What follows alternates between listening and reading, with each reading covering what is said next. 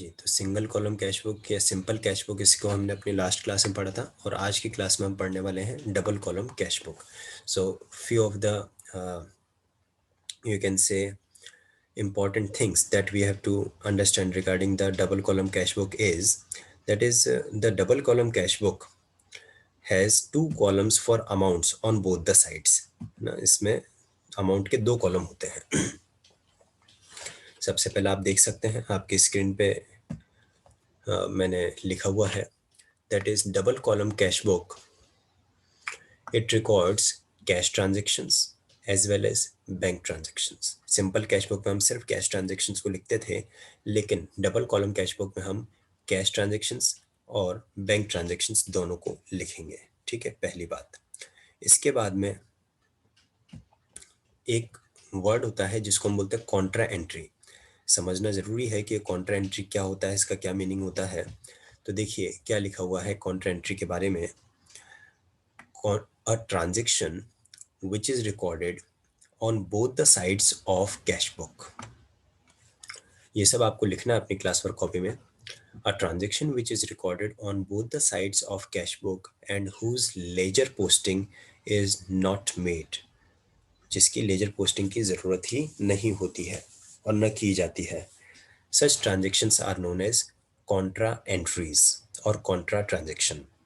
और उसके एग्जाम्पल्स आपको यहाँ पे गिवन है. For the contra entries, cash deposited into bank and cash withdrawal from bank.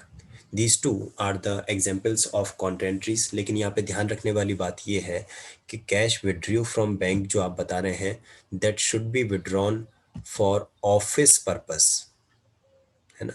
That should be withdrawn for the office purpose and not for the house hold purpose और for the personal use और for the, आप लोगों को पढ़ाया था ना मैंने, the money withdrew from bank for personal use, तो वो तो ड्राइंग्स हो जाता है. लेकिन अगर आप बैंक में से मनी विड्रॉ करते हैं फॉर द ऑफिस पर्पस, तो वो आपका फिर कॉन्ट्रा एंट्री में आता है. ड्राइंग्स के लिए मैंने आपको 4 वर्ड्स लिखवाए थे, आई होप याद होगा. Personal use, private use, house hold use, residential use. ये 4 वर्ड्स अगर कहीं पे आ जाते हैं, दीज रिप्रेजेंट्स ड्राइंग्स. ठीक है. अब बात आती है format of double column cash book. तो आपकी स्क्रीन पे फॉर्मेट भी मैंने ऑलरेडी बना के दे दिया है आपको. आप देख सकते हैं आपकी स्क्रीन पे फॉर्मेट बना हुआ है और उसमें आप हेडिंग लिखेंगे.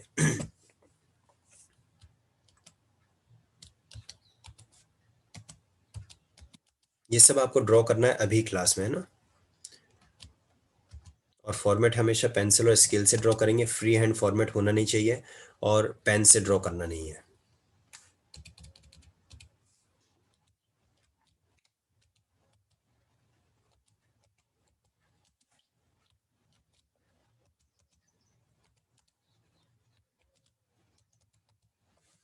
तो सबसे ऊपर तो हेडिंग आ गया आपका डबल कॉलम कैश बुक. इसके बाद में आप देख सकते हैं लेजर जैसा ही फॉर्मेट है. थोड़ा सा डिफरेंस क्या आ गया, डिफरेंस इस बात का है कि यहाँ पे अमाउंट के 2 कॉलम डेबिट साइड पे हैं और 2 ही कॉलम आपके क्रेडिट साइड पे हैं.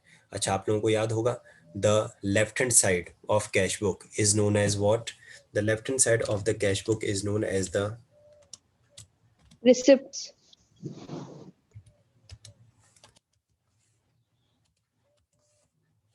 receipt side, and the right hand side of the cash book is known as the.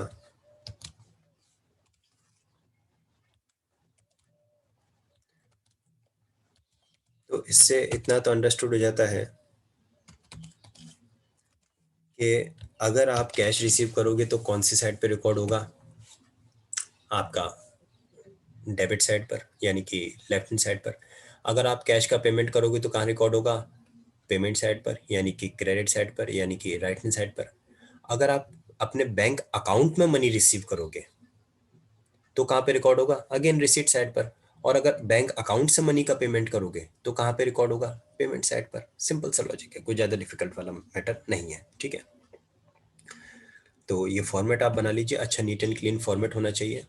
और जैसे कॉलम आपके डेबिट साइड पर हैं वैसे ही कॉलम आपके क्रेडिट साइड पर भी हो जाएंगे.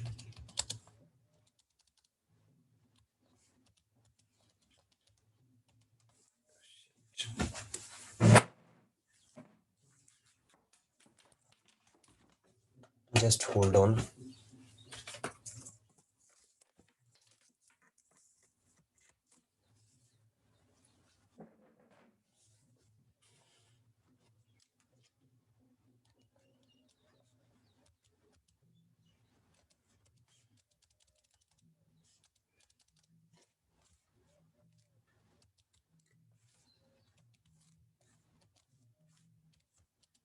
एक कॉलम होगा कैश के लिए, दूसरा कॉलम होगा बैंक के अमाउंट के लिए।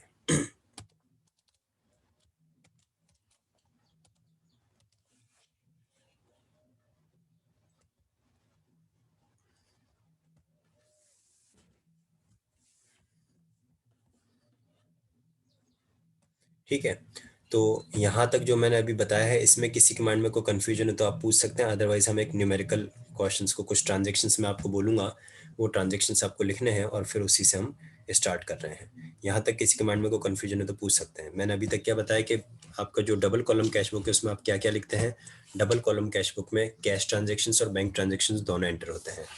कॉन्ट्रा एंट्री का क्या मीनिंग है? A transaction which is recorded on both the sides of the cash book are known as contra entries. क्या एग्जांपल्स होते हैं कॉन्ट्रा एंट्रीज के? The cash deposited into bank is a contra entry, and cash withdrew from bank for office use, ये भी Contra entry होती है। ठीक है, यहाँ और ये फॉर्मेट आपकी स्क्रीन पे बना हुआ है, जिसमें रिसीट साइड पर भी अमाउंट के दो कॉलम्स हैं और पेमेंट साइड पे भी अमाउंट के दो कॉलम हैं, यानी कि एक कॉलम कैश के लिए, दूसरा कॉलम बैंक के लिए। ठीक है, यहाँ तक कोई कंफ्यूजन है तो पूछ सकते हैं, अदरवाइज हम न्यूमेरिकल क्वेश्चन से कंटिन्यू करते हैं।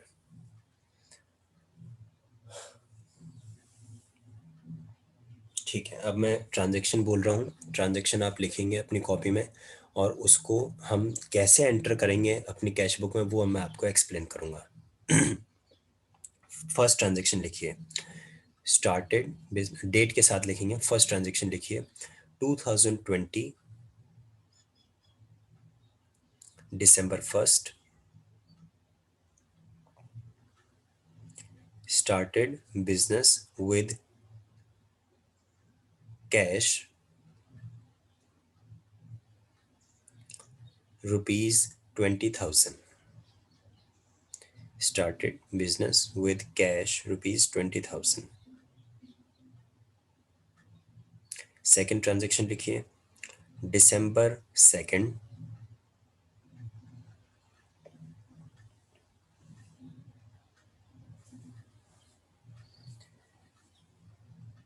deposited rupees 5,000 in bank, deposited rupees 5,000 in bank।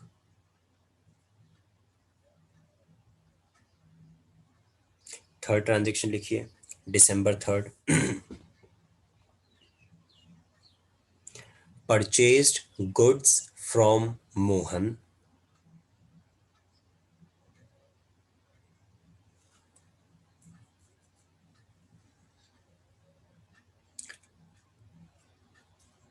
for rupees 2,000,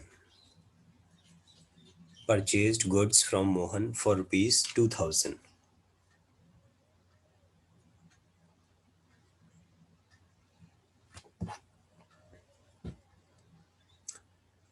next transaction लिखिए, December 4, payment made to Mohan by cheque, payment made to Mohan by check.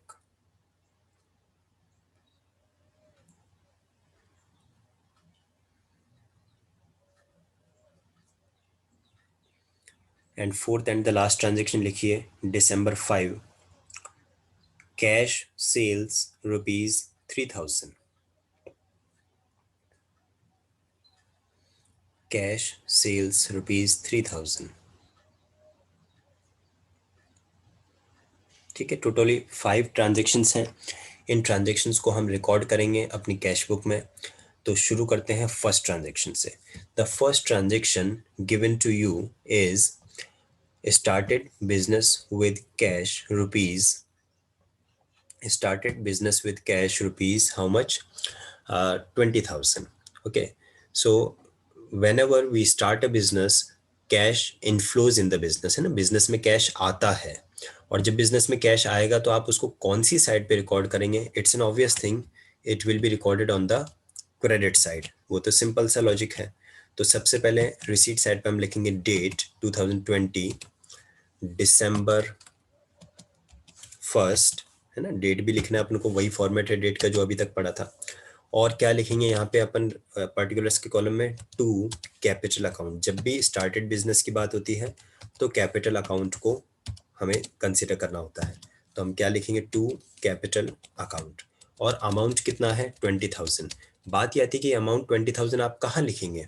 क्या आप इस अमाउंट को कैश के कॉलम में लिखेंगे या फिर इस अमाउंट को आप बैंक के कॉलम में लिखेंगे? तो सिंपल सी बात है कि क्वेश्चन में कुछ भी मेंशन नहीं है, तो हम यही और बल्कि ये लिखा है स्टार्टेड बिजनेस विद कैश, तो हम यही मानते हैं कि कैश का ट्रांजेक्शन है और कैश के कॉलम में ही इसका अमाउंट आना चाहिए। तो आप कैश कॉलम में लिख देंगे ₹20,000। और बैंक कॉलम में आप क्या लिखेंगे? बैंक कॉलम में आपको कुछ भी लिखने की ज़रूरत नहीं है। तो ये हमारा फर्स्ट ट्रांजेक्शन जो था वो मैंने एंटर किया। क्या है ट्रांजेक्शन? 2020 दिसंबर first started business with cash, तो हमने एंटर किया to capital account ₹20,000 in the cash column, है ना। किसी के माइंड में कोई कंफ्यूजन हो इस ट्रांजेक्शन से रिलेटेड तो पूछ सकते हैं। रिसीट साइड पे हमने इसको रिकॉर्ड किया है। इसके बाद में हम आते हैं अपने सेकंड ट्रांजेक्शन पे। सेकंड ट्रांजेक्शन हमें दे रखा है परचेज्ड गुड, नहीं क्या, सॉरी, सेकंड ट्रांजेक्शन हमें दे रखा है deposited ₹5,000 in the bank account. तो अब यहाँ पे आपको समझने वाली बात क्या है कि इस ट्रांजेक्शन में आपको क्या रिसीट साइड पे आप रिकॉर्डिंग करेंगे या क्रेडिट आप पेमेंट साइड पे रिकॉर्ड करेंगे? तो ट्रांजेक्शन क्या है? Deposited ₹5,000 in the bank. आपने बैंक में 5,000 डिपॉजिट किए। तो पहले तो देखो कि कैश का आपके क्या हुआ, क्या आपके पास कैश आया या कैश गया? भाई आपने बैंक में डिपॉजिट किए तो आपके पास से तो कैश चला गया, यानी कि पेमेंट साइड पर एंट्री होगी। सिचुएशन समझ रहे हैं आप कि एक एंट्री तो पेमेंट साइड पे होगी। पेमेंट साइड पे क्यों एंट्री हो रही है? क्योंकि कैश चला गया। और पेमेंट साइड पे जो एंट्री है वो कहाँ पे होगी? पेमेंट साइड की जो एंट्री है वो कैश के कॉलम में होगी। बिकॉज जो आप पेमेंट हुआ है, पेमेंट किस चीज़ का हुआ है? कैश का पेमेंट हुआ है। So the entry will be in the cash column. On the payment side entry will be in the cash column. क्यों? क्योंकि आपके पास से कैश चला गया। अब देखें कि बैंक में तो कैश डिपॉजिटेड टू बैंक, सीधी बात है बैंक में तो आपने मनी रिसीव किया है। और बैंक में आपने क्योंकि मनी रिसीव किया है तो रिसीट साइड पर भी एंट्री होगी और वो एंट्री आपके बैंक कॉलम होगी। तो रिसीट साइड पे आपने बैंक कॉलम में एंट्री करनी है और पेमेंट साइड पे आपको कैश कॉलम में एंट्री करनी है। तो देखिए ये ऐसा ट्रांजेक्शन आ गया कैश डिपॉजिट टू बैंक जिसको हमने रिसीट साइड पे भी एंट्री कर रहे हैं और जैसे हम पेमेंट साइड पे भी एंट्री कर रहे हैं। तो ये कौन सा हो गया? This kind of transactions are known as contra entries. These type of transactions are known as contra entries, the transactions which are recorded on both the sides of the cash book। ठीक है, तो अब यहाँ पे आप को मैं entry करना बताता हूँ कैसे एंट्री करेंगे। 2020 दिसंबर सेकंड का ये ट्रांजेक्शन है। जैसे कि मैंने आपको बताया कि ये अमाउंट आपको कैश कॉलम में भी लिखना है और बैंक कॉलम में भी लिखना है। कैश कॉलम में कहाँ पे? पेमेंट साइड पे कैश कॉलम में अमाउंट आएगा और रिसीट साइड पर बैंक कॉलम अमाउंट आएगा। कितना अमाउंट है? 5,000 का अमाउंट है। तो सही है, सबसे पहले हम एक काम करते हैं, अमाउंट लिख देते हैं। कौन सी डेट पे आएगा?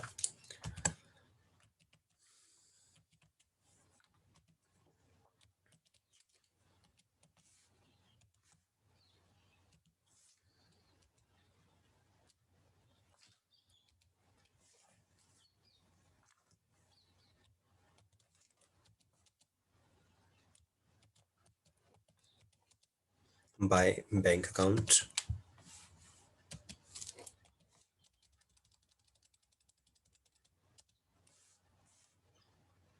₹5,000।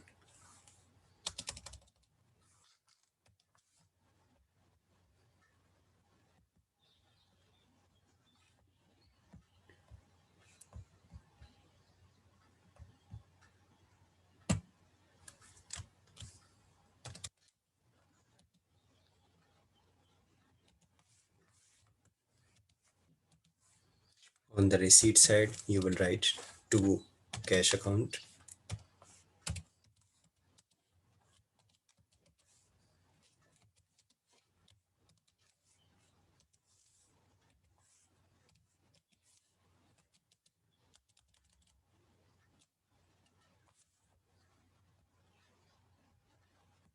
और अमाउंट आएगा बैंक कॉलम में।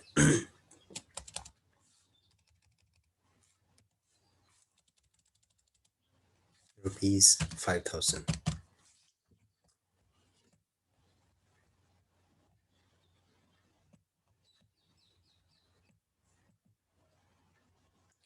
तो ये आप देख सकते हैं जो सेकंड ट्रांजैक्शन मैंने आपको लिखवाया उसे मैंने both sides of cash book enter किया है, यानी कि उसे मैंने रिसीट साइड पे भी एंटर किया है और पेमेंट साइड पे भी एंटर किया है। फ़र्क इतना सा है, हमें ध्यान रखना है कि कहाँ से पेमेंट हुआ और कहाँ पे मनी रिसीव हुआ है। तो रिसीट साइड पर बैंक कॉलम में अमाउंट लिखा है और पेमेंट साइड पर कैश कॉलम में अमाउंट लिखा है। और एक चीज़ जो यहाँ पे सिंपल से आपको माइंड में याद रखना है, अमाउंट का तो हमें समझ में आ गया कि अगर पेमेंट हो रहा है तो पेमेंट साइड पे अमाउंट आएगा, मनी रिसीव हो रहा है तो रिसीट साइड पे आएगा। तो बैंक में रिसीव हुआ था तो बैंक कॉलम में रिसीट साइड पे अमाउंट आ गया, और कैश का पेमेंट हुआ तो पेमेंट साइड पे कैश कॉलम में अमाउंट आ गया। तो अमाउंट क्या है वो तो कोई दिक्कत नहीं है। बात आती है कि जो आपने पर्टिकुलर्स में लिखा है ये क्या लिखना है। तो बहुत सिंपल सा लॉजिक है, जब आप अमाउंट लिखेंगे कैश कॉलम में तो यहाँ पे आप लिखेंगे बाय बैंक, अपोजिट चलती चीज़। और जब आप अमाउंट लिखेंगे बैंक कॉलम में तो आप यहाँ पे लिखेंगे टू कैश अकाउंट। यानी बैंक कॉलम में अमाउंट लिखा तो पर्टिकुलर्स में लिखना है कैश, और अगर कैश कॉलम में अमाउंट लिखा तो पर्टिकुलर्स में लिखना है बैंक। अपोजिट चलती है, लेकिन अपोजिट हर ट्रांजेक्शन के लिए मत कर देना। ये कॉन्ट्रा एंट्री के लिए बता रहा हूँ मैं। कॉन्ट्रा एंट्री में जब भी अमाउंट आपका बैंक कॉलम में आता है तो पर्टिकुलर्स में लिखते हैं कैश, और अगर अमाउंट कैश कॉलम में आता है तो पर्टिकुलर्स में लिखते हैं बैंक, है ना। यहाँ तक आई होप सबके क्लियर हो गया, माइंड में कोई कंफ्यूजन नहीं होगा। अगर कोई कंफ्यूजन है यहाँ तक तो आप पूछ सकते हैं।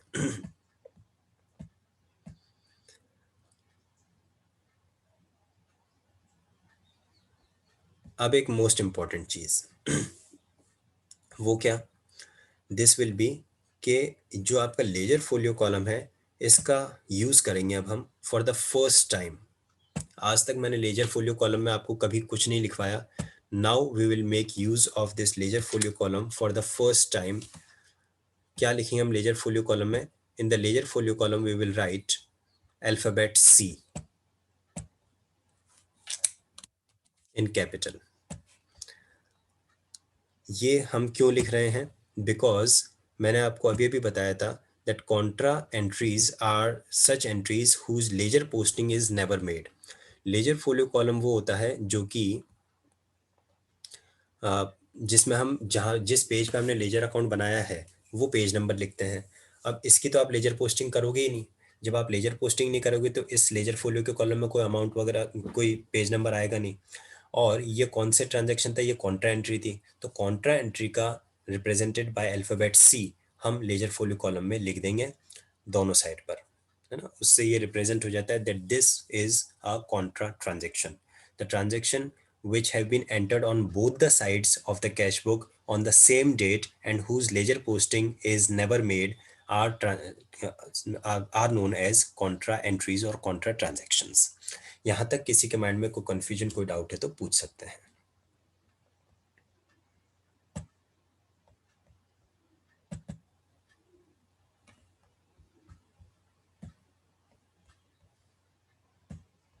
ठीक है, तो हम ट्रांजेक्शन नंबर थर्ड की तरफ बढ़ते हैं। ट्रांजेक्शन नंबर थर्ड हमें क्या दे रखा है? ट्रांजेक्शन नंबर थर्ड हमें दे रखा है परचेज्ड गुड्स फ्रॉम मोहन। तो आप Mohan ₹2000 on December 3 purchased goods from Mohan for ₹2000। आप बताएं मुझे कि क्या मैं इस ट्रांजेक्शन को रिसीट साइड पे एंटर करूं या पेमेंट साइड पे एंटर करूं?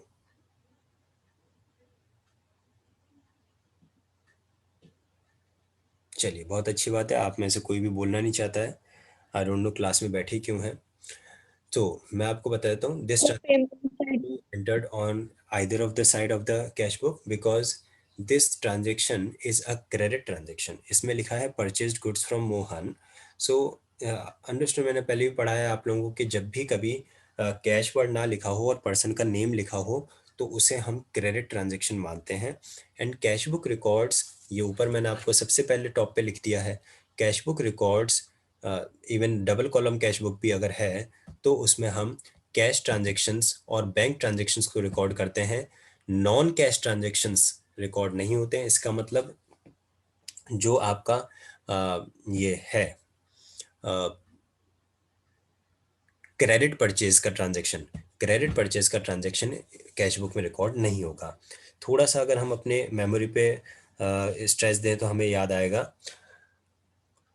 Credit purchase of goods are recorded under which subsidiary book, credit purchase of goods are recorded under purchases book. ये मैंने लिखवाया था आपको पिछली क्लास में, credit purchase of goods are recorded under purchases book. तो वो परचेज बुक में जाएगा, ये जो था purchase goods from Mohan purchase book में जाएगा, यानी कि the transaction of December 3rd will not be entered in the cash book. इसे आप अपने स्टेटमेंट के बॉटम में एज अ फुट नोट देंगे। क्या लिखेंगे आप लिखेंगे that is the transaction of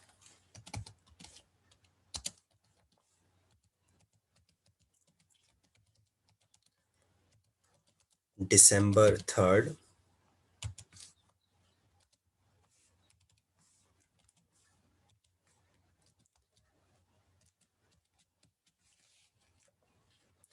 is a credit purchase of goods,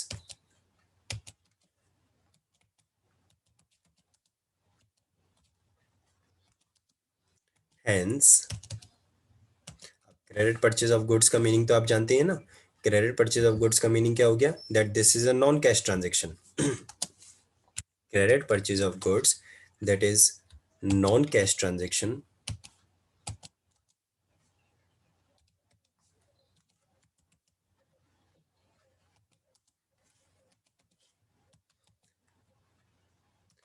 and as you all know that is cash book records only and every cash transaction, hence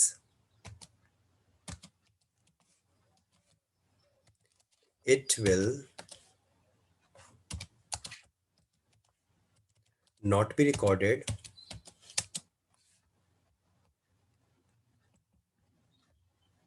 it will not B record. ये सब लिखना है आपको, ठीक है, मैं इसलिए धीरे धीरे बोलता जा रहा हूँ कि आप सब बात लिखें। It will not be recorded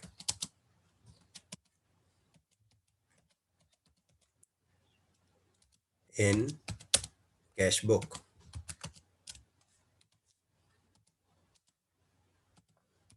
और कहाँ पे रिकॉर्ड होगा वो मैंने अभी आपको बताया, that it will be recorded in the purchases book because credit purchase of goods are the.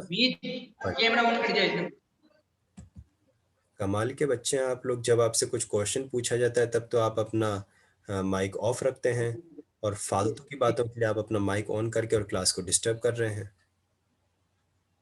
Sincerely पढ़ना है तो क्लास में बैठिए, अगर पढ़ने का मूड नहीं है तो डिस्कनेक्ट कर दीजिए, कोई ज़बरदस्ती थोड़ी बुला रहा है आपको क्लास में। आपको पता होना चाहिए कि रिकॉर्डेड क्लास है, तो आपकी जो भी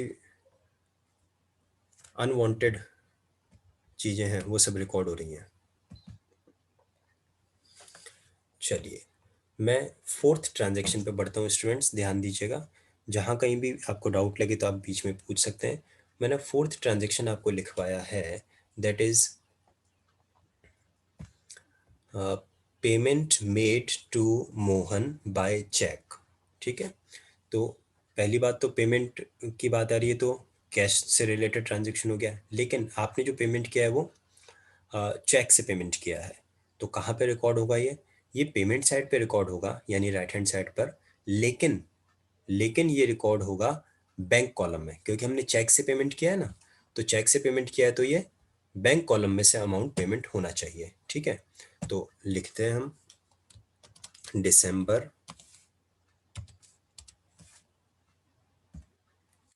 4 by Mohan's account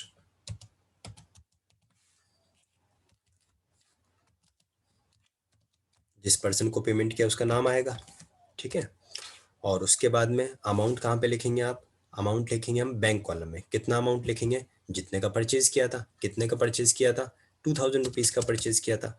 तो अमाउंट लिखेंगे आप बैंक कॉलम में ₹2000। आया समझ में आप लोगों को? कोई कन्फ्यूजन अगर लगे ना, किसी भी स्टेज पे आप अपना माइक इनेबल करके अनम्यूट करके और पूछ सकते हैं कि सर ये ट्रांजैक्शन कैसे एंटर हुआ, क्या एंटर हुआ, पूछ सकते हैं आप। तो क्या लिखा हमने? बाय मोहन्स अकाउंट, और अमाउंट लिखा हमने कैश कॉलम में क्योंकि हमने चेक से पेमेंट किया था। अब आता है हमारा लास्ट ट्रांजेक्शन। लास्ट ट्रांजेक्शन मैंने आपको क्या लिखवाया? That is cash sales ₹3000। अब आप जब गुड सेल करोगे तो कैश तो रिसीव ही होगा, ऑब्वियस बात है। तो ये ट्रांजेक्शन कौन से साइड पे रिकॉर्ड होगा? आपका रिसीट साइड पे रिकॉर्ड होगा। तो रिसीट साइड पे देखिए किस तरह से रिकॉर्ड होगा। रिसीट साइड पे हम लिखेंगे December 5, क्योंकि December 5 का ट्रांजेक्शन है ना। तो December 5 और टू सेल्स अकाउंट, क्योंकि कैश सेल्स है तो टू सेल्स अकाउंट। और अमाउंट कौन से कॉलम में आएगा? ये अमाउंट आएगा आपका कैश कॉलम में। कितना आएगा? ₹3000, ठीक है। और बैंक कॉलम में क्या होगा? कुछ नहीं होगा, क्योंकि ये साफ साफ लिखा है हमने गुड्स कैश में सेल किया। तो अमाउंट सिर्फ कैश कॉलम में आएगा, बैंक कॉलम में नहीं आएगा। कोई भी कंफ्यूजन हो किसी भी स्टेज पे आप पूछ सकते हैं।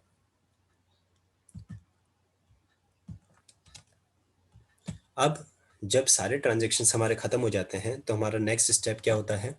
Are next step will be to total and balance the statement. तो उसके लिए हम क्या करते हैं? आप लोगों को याद होगा कि हम बैलेंसिंग फिगर कैलकुलेट करेंगे कि हमारा बैलेंसिंग फिगर कितना आ रहा है। और उसके लिए हम सबसे पहले टोटल कैल करेंगे, डेब रिसीट साइड का और पेमेंट साइड का, और दोनों साइड में से जो टोटल ज़्यादा होगा वो हम दोनों साइड लिखेंगे। बैलेंसिंग एंड टोटलिंग का जो प्रोसीजर मैंने आपको लेजर पोस्टिंग के लिए पढ़ाया है वही सेम प्रोसीजर है यहाँ पे भी, कोई डिफरेंट नहीं है ना।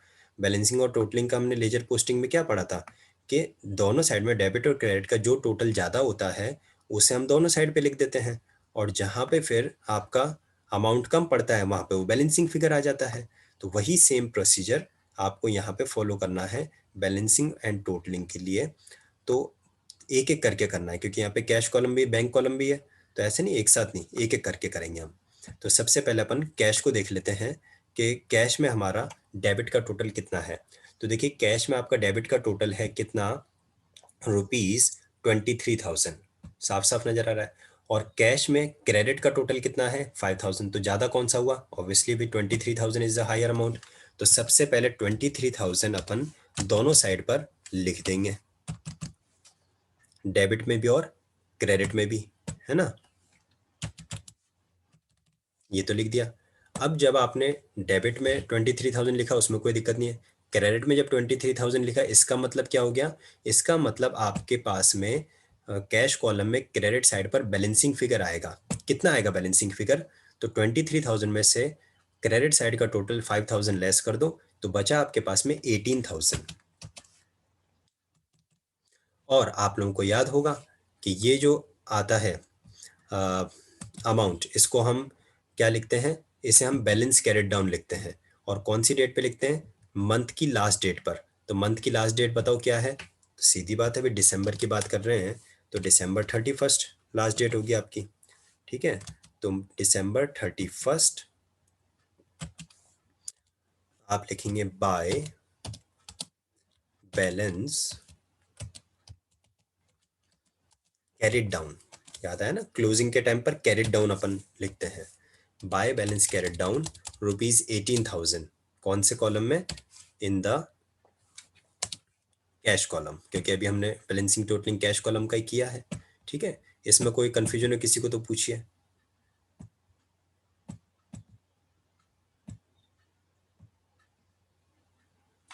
चलिए आगे बढ़ते हैं। तो ये अपन ने कैश कॉलम का तो कर दिया, अब हमें बैंक कॉलम देखना है। तो बैंक कॉलम में मैंने देखा कि मेरा डेबिट का टोटल कितना है। बैंक कॉलम में मेरा डेबिट का टोटल है 5,000। और क्रेडिट का टोटल है कितना, बैंक कॉलम में मेरा क्रेडिट का टोटल है सिर्फ 2000, तो ज़्यादा कौन सा है, ऑब्वियसली भाई ज़्यादा तो अपना 5000 इज़ अ हायर अमाउंट, तो जो ज़्यादा है उसे हम दोनों साइड पे लिखेंगे। तो सबसे पहले बैंक डेबिट साइड पे लिख देते हैं बैंक कॉलम में 5000, और इसी तरह से आप क्रेडिट में भी लिख देंगे 5000। और अब आपके पास में जो बैलेंसिंग फिगर आएगा वो कौन सी साइड पे आएगा, ऑब्वियसली क्रेडिट साइड पे आएगा। कौन सी डेट पर आएगा, ऑब्वियसली December 31 पे। तो December 31 पे आप लिखेंगे क्या, December 31 पे आप लिखेंगे ₹3000, कहाँ पे, बैंक कॉलम में।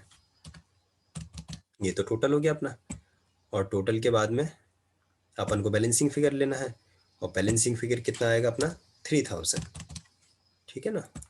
ये बैलेंस कैरेट नोट के सामने वो सेम लाइन में लिख सकते हो, कोई दिक्कत वाली बात नहीं है, ठीक है। यहाँ तक कोई कंफ्यूजन किसी के माइंड में हो तो पूछ सकते हैं। चलिए, अब जो आपने बैलेंस कैरेट डाउन किया है वो आपका बैलेंस ब्रॉट डाउन भी होता है, आप लोगों को याद होगा। अपोजिट साइड पे बैलेंस ब्रॉट डाउन हो जाएगा, कौन सी डेट पे होगा, नेक्स्ट जो भी डेट हमारी है, नेक्स्ट डेट हमारी क्या होगी, तो January 1st. 2021 जनवरी 1, और जनवरी 1 पे हम लिखेंगे क्या, टू बैलेंस ब्रॉट डाउन। और कितना कितना अमाउंट आ जाएगा, ये आएगा आपका कैश कॉलम में ₹18,000 का, और बैंक कॉलम में आएगा आपका ₹3000 का। बस यही है आपका cash book, double column cash book का प्रोसीजर। कोई कंफ्यूजन, कोई हो डाउट किसी के माइंड में हो तो पूछ सकते हैं, otherwise double column cash book का जो मुझे पढ़ाने का था वो कंप्लीट हुआ।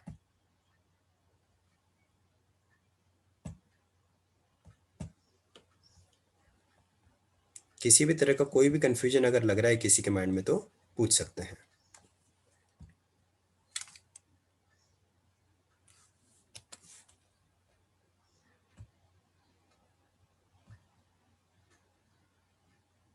No, sir.